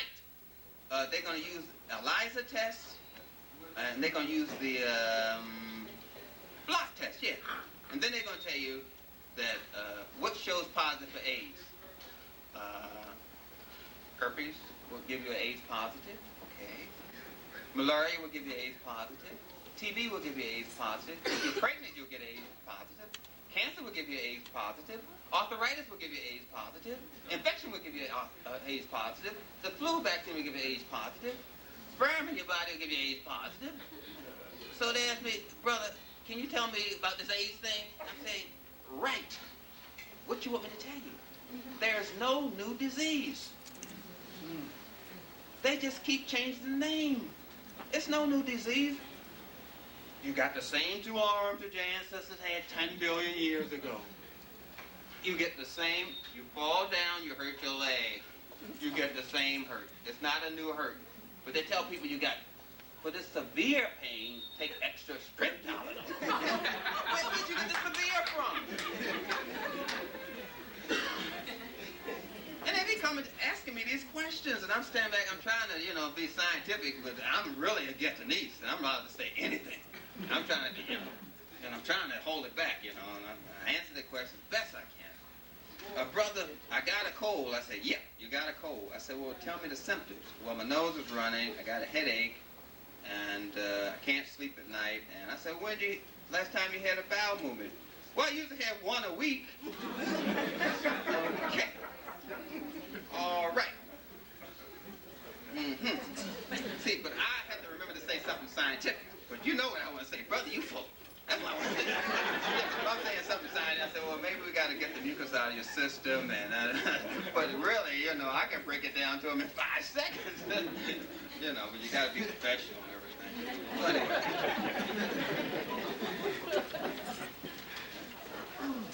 I don't want to overdo it with these things. I want to be able to answer some questions, because people usually have questions and things of that sort. And these slides really, over here, some of them are quite interesting, especially when I try to explain how to handle hyperactive children. I had to explain these clowns here who started this whole thing, the father of all this racism. These are the guys that started all of this. Sometimes I talk about Marion Sims, who started hysterectomies. He used to experiment on African women without anesthesia. He used to take out the uterus. He's the one who invented hysterectomies. Used to buy the slaves at the refuse sale. You remember the refuse sale, and then you have the scramble sale, the 2 for 1, buy 2 niggas for the price of 1. They used to buy the slaves at the refuse sale to do the experimentation on for various things they want to use us for. Those are our ancestors who came over here. The chains may have disformed their arm or kind of bent their muscles, or some of them came over here blind because they didn't get enough vitamin C and their corneas dried up. So when they got off the ship, they would just sell them at a refuge sale. And then the ones that were further damaged, they put them all in a room, and that was a 2 for 1 sale. And as many slaves you could grab, you could buy for the price one. So they used to do some rotten things. And the recipes they had for cooking black women's vaginas and breasts, that they're in some of the slave journals I've read, with the little basil and ginger they used to use for the breast, and then I think they used saffron and ginger for the penis. But most of the white women cooked them anyway, and they still do eat these things. I don't want to talk about that. But nonetheless, when you get into the history of this thing, you see that there hasn't been any change. They just give it a different name. They call it organ transplant. But when Mickey Mantle gets sick, where do they get all these livers from? We're still being used as refuge and scramble. They call it chemical experimentation. And we go in for these experiments, these tests. They test us for the insulin. They were giving too high a dosage and causing insanity. They did that in Harlem. And then they used those other tests. Everyone knows about the syphilis test, but they're using a lot of tests in the hospitals in Baltimore and Atlanta. They used to test us with the chemicals they're using today, especially the African women. They used to use the African women to measure the pain for medicine. If you want to know how much pain a medicine can suppress, you use the African woman during labor. Just don't give her, that's how they measure the effectiveness of pain relief medicine on African women. And of course, they use African women's vagina today to make all vaccination and inoculation shots all over the world and transport Henrietta Lacks cells. And they use that to grow all the cultures for all the vaccination in Germany, France, America. There's a black woman's cancerous uterus they use for that. So even today, we're still being exploited and used as scrap, for things. Is there, I noticed, I was looking at a health, herb company's catalog the other day, and I noticed that one of the advertisements they had for hair growth, they had these herb combinations and had placenta extract included in this. Oh yeah, they've been using placenta extract. Can you expound on that? Oh yeah, they've been using placenta extract for face creams and things of that sort for quite some time. But I know in the hospitals that's what they don't allow sisters to take the placenta. No, that's too expensive. That's too expensive. Because the placenta is like you have an egg, and that shell would be the placenta, and it helps transmit it converts melanin. That's what it is, a melanin converter. It converts one form of melanin into another. Melanin is like, I used to describe it like a piano. It can change structure, but doesn't change function. So you have a piano and then you burn it, you can't play it anymore. But if it's melanin and you burn it, you can play the ashes because it's embedded in the memory of it now. The melanin feeds forward and feeds backwards and works anti-gravitational. So it's very good to get the placenta. It's very good to get the organs from young babies because they can very easily adapt. So they like to get the organs from young babies and the tissues from young babies, and especially the placenta because it helps make things adapt. So it's very valuable to use, and there's a lot of placenta recipes. The Europeans used to eat the placenta of the African women too. There are recipes for placentas as well. But that's part of that superstitious belief coming out of the placenta, because they really didn't have any nutritional foundation for it until recently. I think that's probably coming under around 1870 when they really got into that part of the placenta kind of rituals. But what can you expect from those people? Someone that can come up with the idea of slavery is really kind of weird anyway, when you really look at it. But we have been victims of their experimentation from time immemorial, and we still are, and we will continue to be as long as we're in their presence. And if we don't get the message, we're just going to perish. Because infertility is twice as high amongst African couples. Half of the African couples in this country cannot reproduce. And we just don't understand what's going on. We don't understand why 75% of the African women have fibroid tumors. We just don't understand that the attack is on population control. Rubber stop population. Of course, the talcum powder in it causes disease and cancer.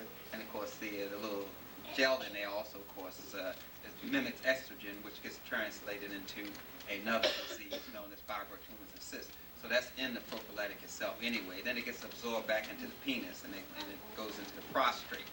So the prophylactics themselves cause the same diseases that you think you're trying to stop. But all this is known. They know what you call rubbers is dangerous anyway. But the objective is population control. Yes, sir. You know, what you're saying, I'm familiar with. What are we going to do with this information? You're telling us you're very enlightening.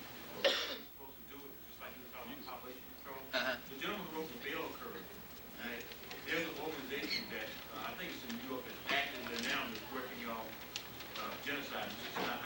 I was skeptical when I did things like genocide, but when I read about the guys who wrote the bell curve, this group, sort of the think tank that he was in, where he believed that basically black is basically inferior and that they needed to be weeded out of the society. And when I read that, it was shocking to me because I was thinking, I used to kind of just bypass things like that and blow it off. But it's active today, it's an organization that thinks that it should be genocide because of the superiority of a certain culture that culture being done. My question is, what are we supposed to do with this knowledge? And, you know, what do we go from here? Oh, it's very simple.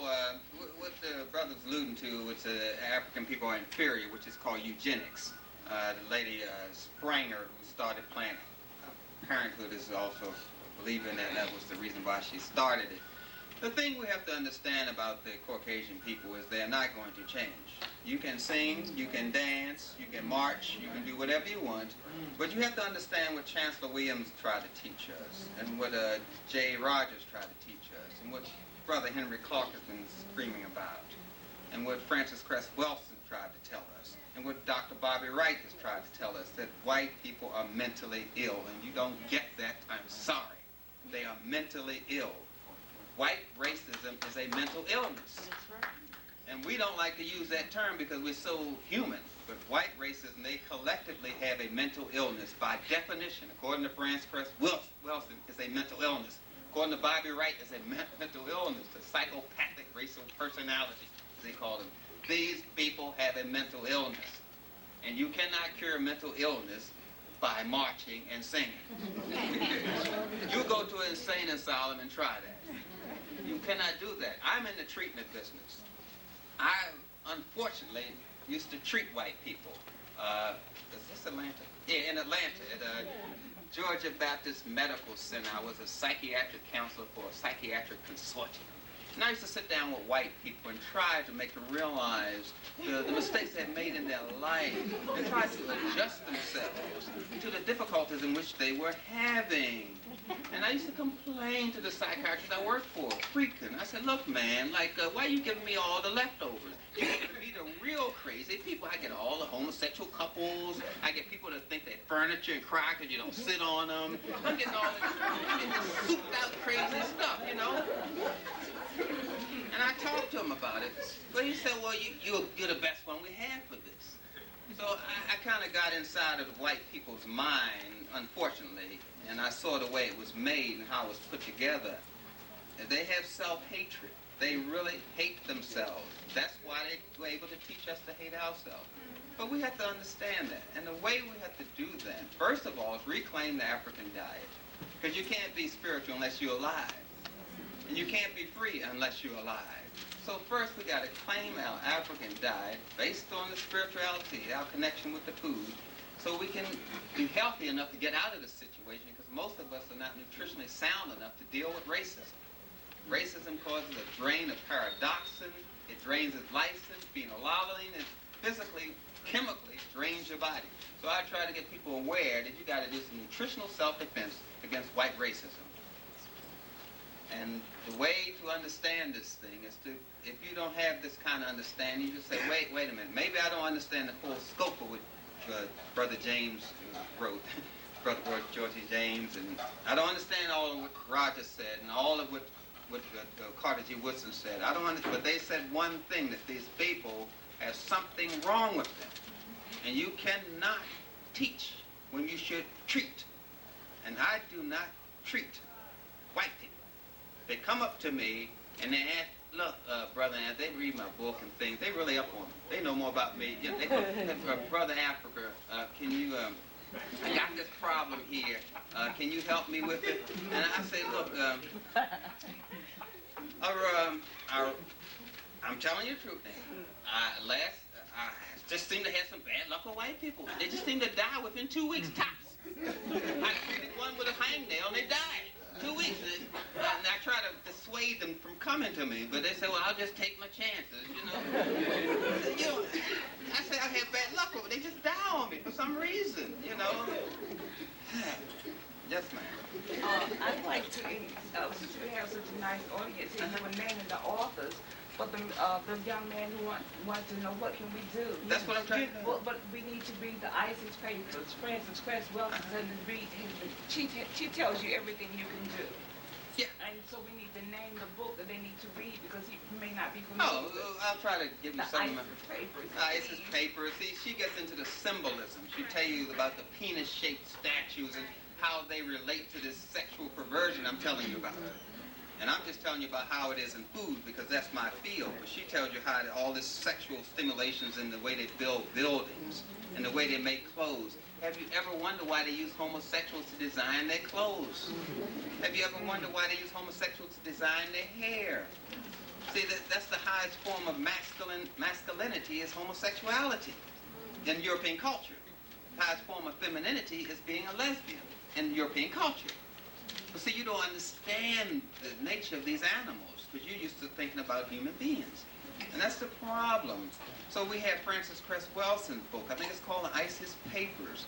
And the Destruction of Black Civilization by Chancellor Williams. We have the books. J. Rogers, all of his books. He has a series of Brother J. Rogers. You see, and then we have Diop, Brother Diop's book. And we have Bobby Wright's book, in which he talks about the psychopathic racial personality. He breaks it down. He's a psychologist. And we have Amos Wilson's books.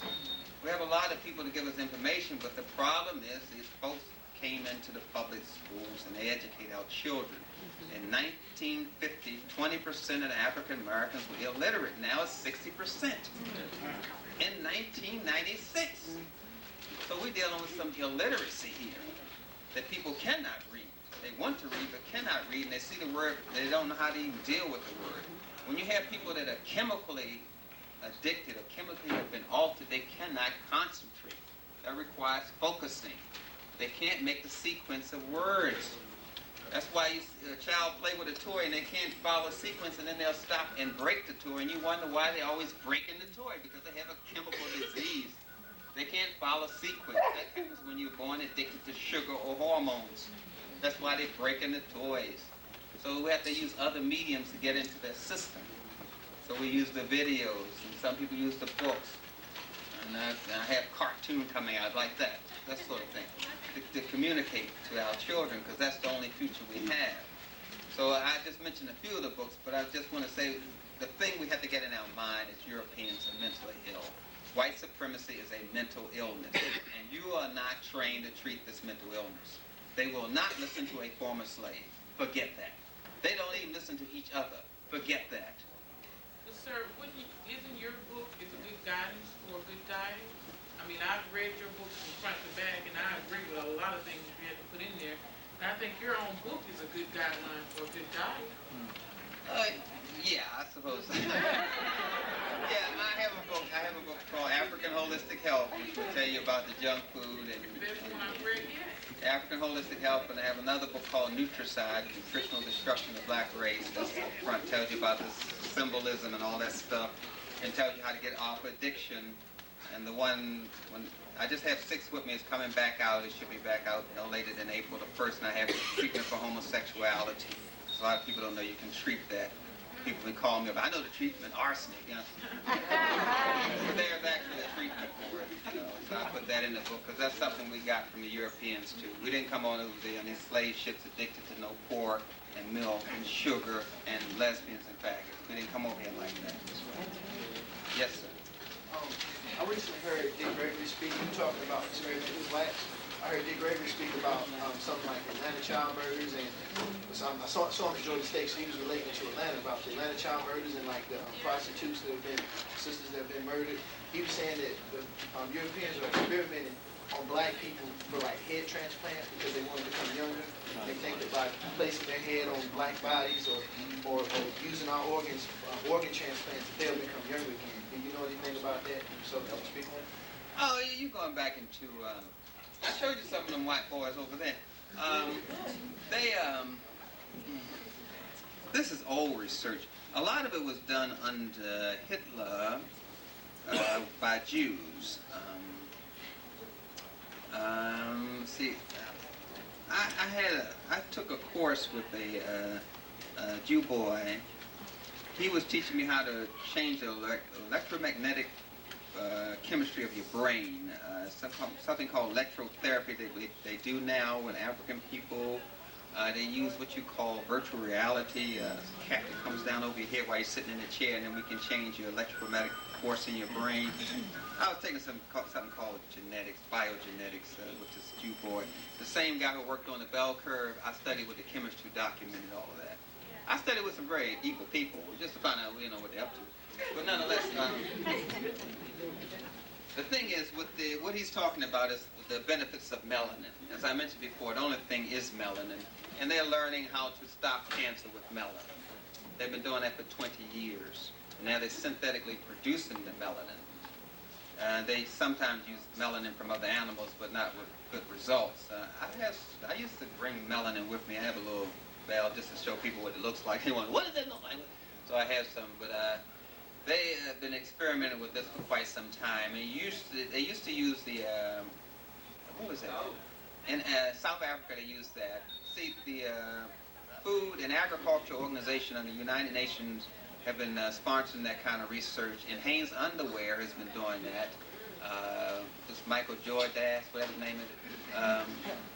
That organization sterilizes black girls that have an IQ under 80. Hanes Underwear sponsors that. There's so many organizations into this. The Stagger Your Imagination. This Gordon's Milk is into this. And Purina Chow, whatever it is, Purina, they're into it. And Eli Lilly and Monsanto. That's all in the book Nutricide that I talk about how they do this kind of research. They really don't have any intentions of having you anything other than a slave. Believe me. No intentions whatsoever, because we're too profitable.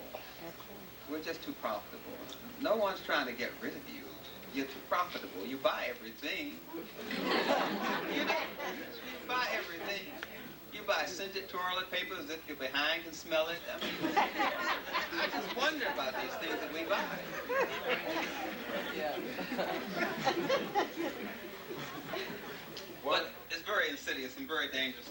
And our children are the ones that are losing on it.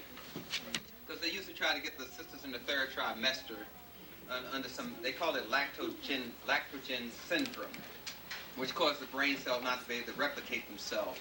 So if they can damage the third trimester, they can just about change the genetic code of the race. So they try to get the sisters in that trimester to do some very stupid things like have sexual intercourse and things of that sort, which will damage the duplication of the cells of the children, because you're not supposed to have sexual intercourse when you are pregnant. Yes. Yes, we have a couple of questions. Sure. Could you tell me what tampons does to the woman? Oh, you mean that bleach? They use bleach, they use winterizers, deodorizers, and bleach, bleach works by destroying melanin, that's how it works. So, what it basically does, it goes into the mucosal layer of the skin, which is governed by the pheomelanin, which is what you call it body, mind, and spirit, which is the spirit. And it causes the pineal gland to shrink. It causes the uterus aura to change. This is in Hindu science, because whatever the aura of the uterus is, like they found it like you have a wife and she has a baby by you, and then you get a divorce and she has a baby by another person, the aura is still there of yours. It will always be there.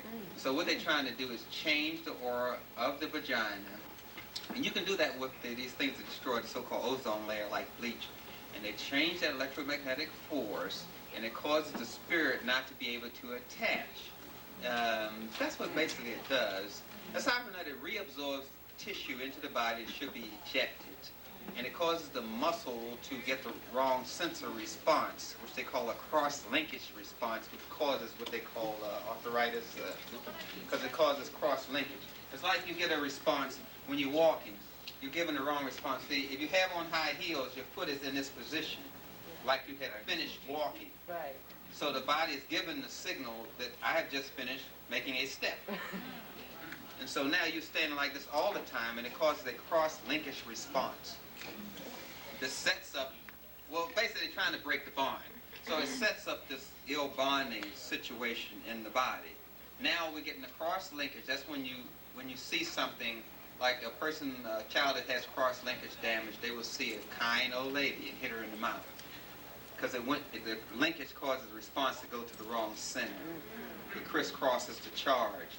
Like you do something very nice as a child and they act weird. You say, why are you acting like this? Don't you realize you're doing something nice? That's cross-linkage damage. Yeah. And also, could you explain what the spicy foods do? Oh, spicy foods. Oh, yes. Spicy foods support what you call eating disorder. That's the basis of the spiciest food. Because no animal eats all these combinations of food at one time. You never find, a lion attack a deer, eat the deer, then eat some rabbit. He won't mix like that. He'll bite the deer, drink some water. He don't drink and eat at the same time. Animals don't do that. So what we're doing is giving the body too many different signals at one time, which decreases the body's ability to taste. Because when you're young, you have taste buds in your cheek. You know that. And then they transport to the floor of your mouth and the back of your ear, which you call parotid taste buds. So you have 3 major taste centers. But when you chew fast, you only stimulate the taste centers around your tongue. So therefore, you're only stimulating your lower self. So if you chew more, it stimulates the other, what you call it holistically, it stimulates your system. So what happens with spicy foods is you're crossing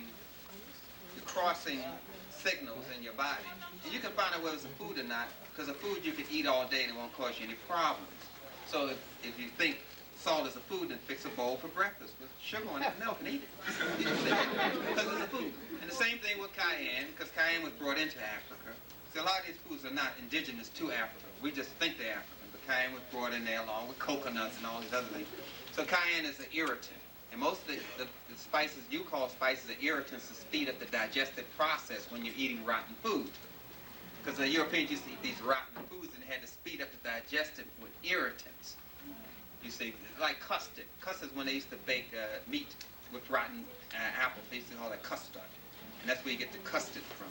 All these things come out of them crossing things. So they would put spices in the beer. See, they didn't stop where you stopped. You put spice on the meat. They put spice, salt, pepper, sugar, ginger in beer. Salt, pepper, ginger in wine. Because they were unable to feel a response. Their system is so dead, they couldn't feel a response enough to digest the food. So does the same spicy, what does the spicy food do to the female organ? They irritate the system. They irritate the mucosal lining. The body tries to eject them, and that speeds up the digestive juice. It's the same as taking a laxative. If you take a laxative like Cascara Sagrada, rhubarb, or Senna, it irritates the colon. And the body tries to get rid of the laxative by secreting mucus. And secreting the mucus, it gets rid of the bowel movement. So now you're irritating the mucosal lining of the uterus and of the prostate. And so the body's trying to get rid of it, and it secretes too much fluid, and it causes the organ to get dry and hard. And it uses flexibility, and therefore the prostate cannot milk properly. And so when it gets, like it's used to holding this much water, now it's getting weaker, we can only hold this much water. So it reaches threshold too quick, and the guy has premature ejaculation. You see? So then the same thing happens to the uterus. It used to hold in this much fluid, and since it started dehydrating, getting hard, it can no longer hold enough fluid. So now it's lost more, and it gets thicker. You get thicker, when you menstruate, it becomes thicker. You see that like that. That's coming because the uterus is beginning to deteriorate. Deterioration of the uterus happens like if you want to speed it up, you drink a beer and eat a Tylenol. That speeds up deterioration of the uterus and of the liver. Vinegar does the same thing. Vinegar will drop the cells too. Vinegar is an irritant. It's acidic acid. And so it does the same thing. So you get the same kind of response. But the main objective of taking the spice is to irritate the digestive system, to force the body to get the food out quick. Especially when you're eating rotten food, like we're used to eating rotten food, like cheese was considered rotten food by our ancestors. But the Europeans eat all this rotten stuff, so we follow behind them eating all this rotten stuff. Everywhere they went, they named it where they went called barbarians. They have the port of Barbary come in India, where the Europeans Greeks used to use Arsenio, Egypt, and go to India, where a dock that was called Barbaricum, because the Indians called them barbarians. So they call the port where they come barbarian. Everybody knew what they were doing was wrong. And then we stopped following these clowns, you know. But they're not really clowns. They're just superstition. Yes, sir. There's a lot of people that I've noticed in the last year or two that have bumps on their hands. Oh, yeah. Quite a few bumps, and it dries up, and then they have dry skin that can fill up, and it comes back. What exactly is that? Well, traditionally bumps on the palm and the back of the hand and solar foot are indications of venereal diseases. It's the beginning phase of venereal disease like prostate cancer and things like that. That's the beginning phases. Usually you get the rash in the palm of the hands or the palm of the foot or the back of the hand, that kind of thing. And then you causing what they call deterioration of the cells. You see those liver spots? That's cross-linkage that the white people have. They get that's the liver spots. That's when the cells can no longer hold their own constitution, so they just break. And when they break, the melanin comes into repair. And that's why they get those brown spots. So like when you get a cut, the melanin will come in and repair and it gets dark. That's the melanin. Same thing happens with sound. When you hear an irritating sound, like the irritating sounds that come on a low-frequency radio station, all the black stations are low frequency, or from a vacuum cleaner, it causes the melanin to cluster in the ear, you see, because the melanin is coming to get rid of the waste every time. That's how you could gauge the effectiveness of the organ system by the Negritas line. You have this dark line that you see that some women have down their stomach, because that's where the system originates from. And then there's the dark line on the underside of the penis. And we used to gauge the vitality of the system by looking at the dark lines. Same way you gauge vitality of the man's system by the erection. If the erection is pointing down, then the system's getting weak. Because when you have a lot of vitality, the erections is pointing up. Like a little baby boy can pee in his face, because he still has a lot of vitality in the reproductive system. Then when it gets worse and worse and worse, the person's erection will point down to the ground, because the ding-dongs die. So it's the vitality of the system by this Negritas line kind of thing. And so that's in the palm of your hand is where the hand generates from. So you know it's the generative organs. You see, it's a very easy system to kind of understand, because everything follows like a sequence. The same sequence is always repeated over and over again in the body. It's like an egg. The lower part of my arm is attached down here to my hip. So this part of my arm is related to my lower system, and this is my middle and upper system. It just repeats itself. This was attached here. So my ankles is related to my prostrate and the women's fallopian tubes and uterus right here, because it was attached here. And then you have the middle system and upper system. So it repeats itself over and over again, even on the face, because the head was down like that and pulled up. So everything's kind of back on the head. But then you have the reproductive system. When the lips here swell, the lips down here swell. On the labia minora and labia majora. Like your penis gets erect, the outside of the women's lips get erect. The labia majora gets erect and it gets flat and pulled to the side in the labia minora. The small lips get erect and points out. The systems work the same. Once you study one of them, you got it. Because both of them are going to get erect, except for the outside of the male system is controlled by female hormones, and outside of the female system is controlled by male hormones. And like your sex organs are outside, they are the inside. Like the fallopian tubes go east and west, the man's going to go up north and south, because the testicles go up and down. So it's north and south for us, east and west for them. That's why east and west is Isis and Nephthys, and north and south is Osiris and Set. You see, once you learn the story about Osiris and Isis and that thing, that explains the whole digestive system. I just use that story to explain the digestive system, nervous system, because it's the same process. Because you have the 12 halls of Osiris, you have 12 cranial nerves, you have 3 lunar cycles, You have 72 people, 72 parts, people that help cut up these parts of Osiris. See, that's related to the 12 cranial nerves. The whole system is based on that story. So basically, when you teach that story, that's why I insist that people know the story. Then I can just teach the whole system. It's very easy to understand the human body. It breaks down in notes the same way. You have the same note B, the note A, the note G. You have F, E, D, and C. The body breaks down musically the same way, color the same way. So if you know music, you know nutrition, because you can classify the foods by the vibratory force by the color. Anything that has purple in it is going to be female orientated. And see, you absorb all your color through purple. This is female up here. Your eyes is female. That's why they call it iris. See, our ancestors said, I'm going to tell you what this is. I'm going to show you how these foods go together. They paint it. This food goes with this food. And they paint it in the walls of the pyramids. And then we got people put that. They say, how can you, what's going on? They tell you and then they paint it. And you still don't get it. The system breaks down so simply. It's just remarkable how God is great. That's all I have to say. You know. Yes, sir. I'm going to go to this lady. Then okay, you first. No, the ladies first. Okay. Yes, ma'am. I would like to know, for a healthy black African woman, what would be the proper menstrual cycle? What would be,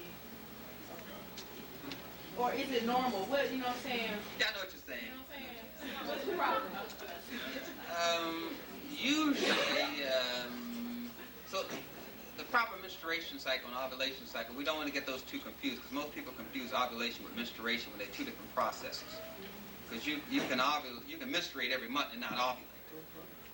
You know, I mean, it's two different processes, but a lot of people get them confused and think ovulation and menstruation are the same thing. They are not. So most of the time, when a lady gets on a pretty good diet, menstruation can get down to 1 to 2 days. In this country, some other countries are saying they just stop altogether. But it usually can get down to 1 to 2 days, 3 is the max. And then usually there's no discomfort with it at all. Is it abnormal if you're not, say, bleeding or, you know what I'm saying, or that? Then blame it on Aunt Mammy. That's another jelly sandwich. And the sugary breakfasts, because that causes hypoglycemia, low blood sugar, which means the brain is not getting enough energy. So they burn up the sugar in the morning. When they get to school, they don't have any energy, so they feel bored and disinterested. So there's no need of setting them up to be a failure by giving them the sugary breakfast. That's what I'm trying to say. Let's get that out of the way.